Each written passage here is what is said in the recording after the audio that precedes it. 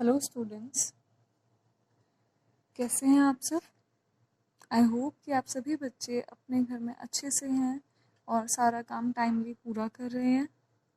तो आइए आज एक नए टॉपिक के बारे में हम डिस्कशन करते हैं, जो कि एक इंग्लिश लैंग्वेज का बहुत ही मेन टॉपिक है, विच इज़ आर्टिकल्स। आर्टिकल्स हम लोगों ने पहले भी अपनी कक्षाओं में पढ़े हैं, तो आइए आज इनको दोबारा से एक बार थोड़ा सा डिटेल में डिस्कस करते हैं। आर्टिकल होता क्या है? An article is a word that comes before a noun, जो कि एक नाउन से पहले आता है। ठीक है, आर्टिकल जो कि एक नाउन से पहले आता है। और आर्टिकल होते कौन कौन से हैं? आर्टिकल मेनली 3 होते हैं, ए, एन, द। जैसे कि फॉर एग्जाम्पल द बॉय में बॉय क्या है? Noun. Noun means naming word, जिसे हम हिंदी में संज्ञा भी कहते हैं। किसी व्यक्ति, वस्तु, स्थान आदि के नाम को संज्ञा कहते हैं। पढ़ते हैं ना हम ये सब। उसी तरीके से बॉय नाउन है और नाउन के आगे हमारा क्या लगा है? Article the boy. Similarly an apple, a pen. तो सबसे पहले तो हम ये डिसाइड करते हैं कि ए और एन हम कैसे पता लगाएं कि किस वर्ड के आगे हमें ए लगाना है और किस वर्ड के आगे हमें एन लगाना है। तो ये जानने के लिए सबसे पहले हम ये देखते हैं कि जब हम अपनी इंग्लिश लैंग्वेज पढ़ना शुरू करते हैं तो हम A to Z 26 लेटर्स पढ़ते हैं, A B C D इसी तरीके से। तो उसमें आने वाले जो 5 वर्ड्स होते हैं, A E I O U, जिन्हें हम क्या कहते हैं? वोवेल। और रिमेनिंग यानी बचे हुए 21 लेटर्स को हम कॉन्सोनेंट की कैटेगरी में डालते हैं। इसी को अगर हम हिंदी में देखें तो जब हम हिंदी में अपनी वर्णमाला को पढ़ते हैं तो हिंदी में भी हमारे कुछ स्वर होते हैं और कुछ व्यंजन। स्वर होते हैं जैसे आपको मैंने यहाँ नीचे लिख के दिए हैं, अ आ इ ई उ ऊ ए ओ अंग एह। और रिमेनिंग के बाकी सारे लेटर्स क से लेके ग तक सारे आपके व्यंजन होते हैं।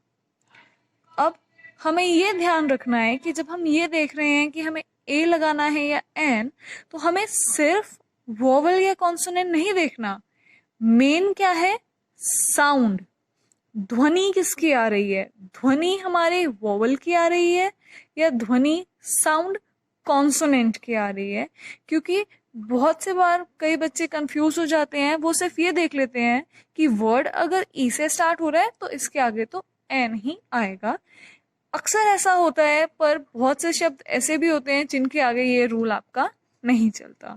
तो इसलिए आपको जो मेन यहाँ पे ध्यान रखना है वो ये है कि आपको साउंड देखना है।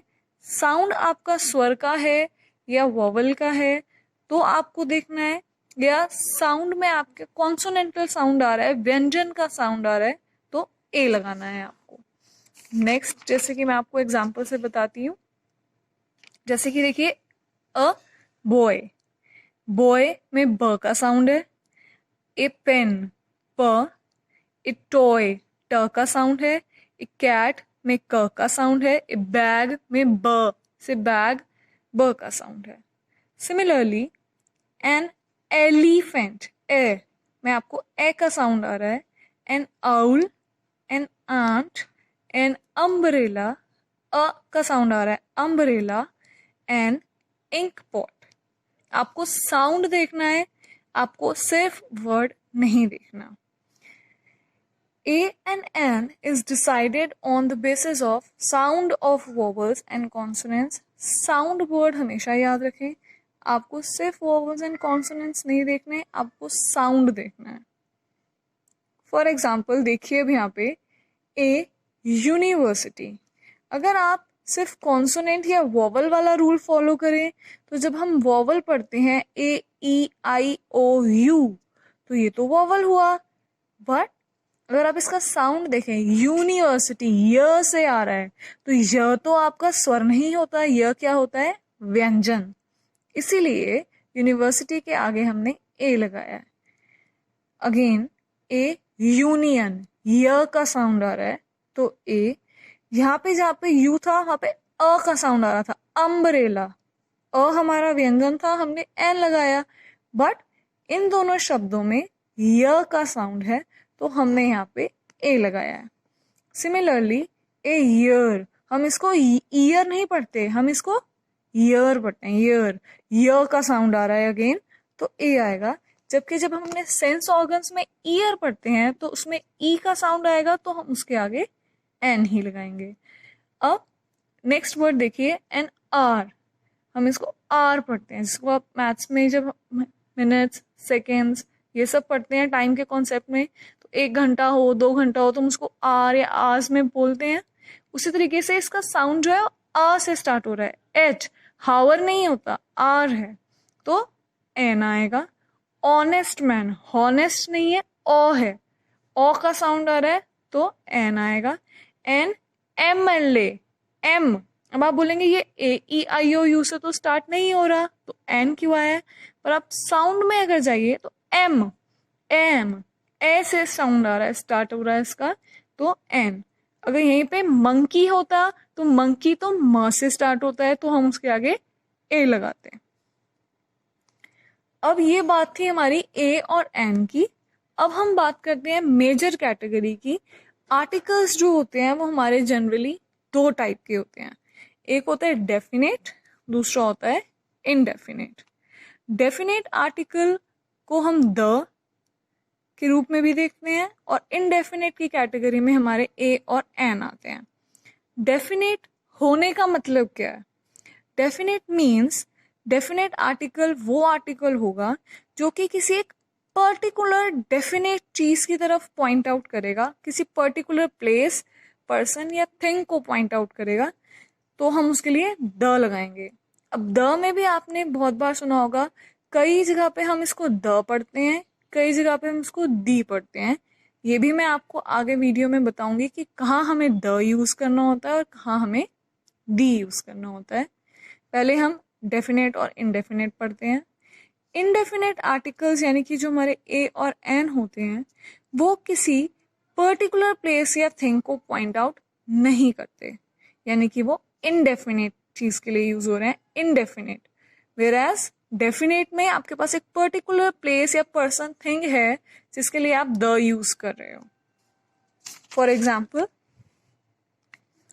There is a park near my house, मेरे घर के पास एक पार्क है, एक।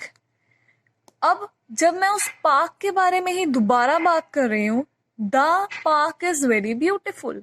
अब मैं जानती हूँ मैं किस पार्क के बारे में बात कर रही हूँ, जो कि मेरे घर के पास है। तो अब वो पार्क जो है वो एक पर्टिकुलर पार्क हो गया ना मेरे लिए, क्योंकि उसके बारे में मैं पहले भी बात कर चुकी हूँ और मुझे पता है कि अब जो मैं ये बात कर रही हूँ कि वो पार्क ब्यूटीफुल है, वो उसी पार्क के बारे में है। तो मैं दोबारा से ए ना लगाकर क्या लगाऊंगी, द। तो जब हम किसी एक चीज के बारे में बात करते हैं तो हम ए लगाते हैं, और जब हम किसी पर्टिकुलर चीज के बारे में बात करते हैं जिसके बारे में हमें पता है कि किसके बारे में बात की जा रही है या हम उसके बारे में पहले भी बात कर चुके हैं, तो हम द लगाते हैं। अब हम पढ़ते हैं कि हम द कहाँ बोलते हैं और दी कहाँ बोलते हैं। जब कॉन्सोनेंट साउंड्स होते हैं हमारे आगे तो हम उनके आगे द, जब हम कॉन्सोनेंट के आगे ए लगाते हैं ना, अभी हमने आपको पीछे डिस्कस किया था मैंने आपके साथ कि कॉन्सोनेंट और वोवल के आगे हम ए और एन लगाते हैं। तो जहाँ पे आप कॉन्सोनेंट साउंड्स को देखेंगे यानी अपने व्यंजनों को देखेंगे, आप वहाँ पे द बोलेंगे। वोवल साउंड्स के आगे यहाँ पे आपको स्वर मिलेंगे, वहाँ पे आप दी बोलेंगे। जैसे द बॉय, ब कॉन्सोनेंट है, द पेन कॉन्सोनेंट है, द ईयर, य कॉन्सोनेंट है, द ऑनेस्ट, ओ अगेन आपका वोवल है, आप इसको द ना बोल के क्या बोलेंगे, the honest, the honest man, the honest boy, the umbrella, अ वोवल का साउंड है।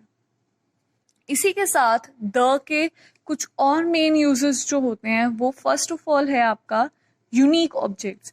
जब भी कोई एक यूनिक ऑब्जेक्ट जो सिर्फ एक अकेला वन ओनली ऑब्जेक्ट के बारे में जो आप बात करते हैं, जैसे for example the sun, the earth, the moon, the president, the world, the sky, इन सब के आगे आप द लगाओगे।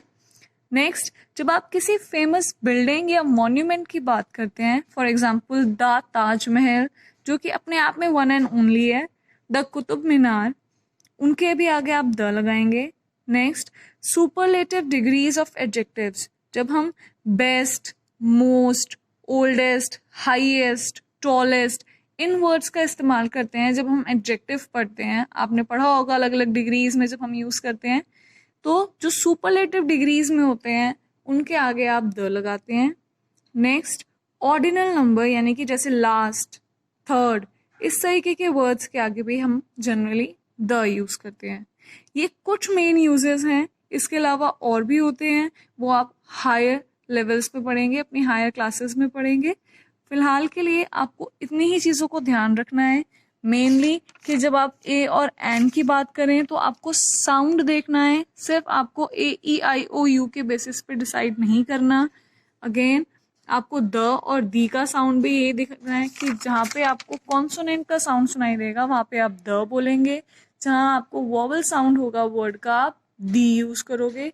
जब आप जनरली किसी भी कोई एक चीज के बारे में बात करोगे तो आप ए लगाओगे, जब वो पर्टिकुलर किसी एक चीज की तरफ पॉइंट आउट करेगा तो आप द लगाओगे।